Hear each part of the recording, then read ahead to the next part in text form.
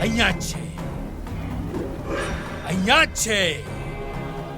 એ relax, અહીંયા બીજું કોઈ નથી, ફક્ત અમે લોકો દારૂ પીવીએ છીએ. એ શક્તિ અહીંયા જ છે.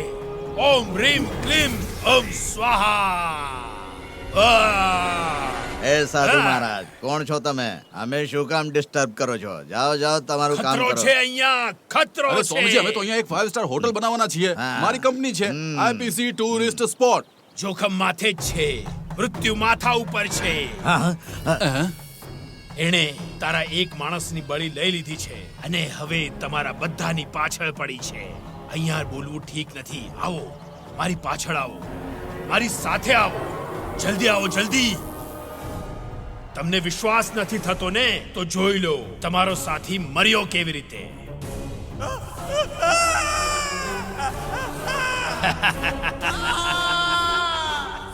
આનો સામનો કરવાની શક્તિ આ સંસારમાં ફક્ત મારા પાસે છે. મને જ ખબર છે આનો નાશ કેવી રીતે કરીએ, બીજું કોઈ નહીં. સ્વામીજી, તમારી ઉપર મને ભરોસો છે. મારે મરવું નથી, બચાવો મને. મારો પાર્ટનર તમારી ઉપર ભરોસો નથી કરતો. હું તમને માનું છું. મને મારવાથી બચાવી લો. હું તમને મારી વાત માનીશ તો પોતાના પ્રાણ બચાવી શકીશ. મારી વાત માનીશ? સ્વામીજી માનીશ. વિશ્વાસ કરે છે? હું કહું એમ કરવું પડશે. તો ઠીક છે, પૂર્ણિમા સ્વામીજી. સુધી અહીંયાથી બહુ દૂર ચાલ્યો જા. જય કપાલની, જય ભદ્રકાળી.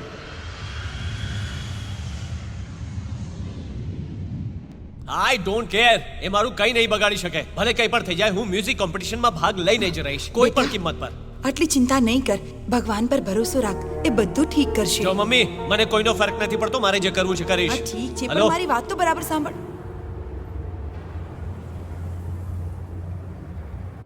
બોલ. સર, એક બેડ ન્યૂઝ છે. થેન્ક્સ. હા બોલ. પેલા નાગેશને કોમ્પિટિશનની પરમિશન મળી ગઈ. હે, એને ડ્રગ્સના કેસમાં ફસાવવા માટે અમે કેટલી મહેનત કરી છે તને ખબર છે? અમારા વિરુદ્ધ જઈને એને પરમિશન કોણે આપી? કોણ છે એ? સાંભળ, એ સ્ટેજ ઉપર નહીં પહોંચવો જોઈએ, સમજો? રોયલ કોબ્રા બેન્ડની મદદ ભલે ભગવાન પણ કેમ ના કરે, એ royal cobra band international stage ઉપર આવીને કોઈ પણ હાલતમાં પરફોર્મ ના કરવા જોઈએ.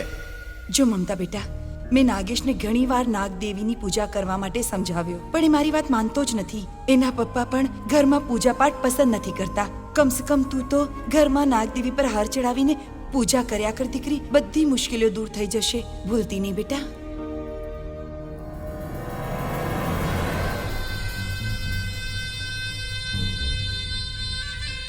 હું પૂજા જરૂર કરીશ.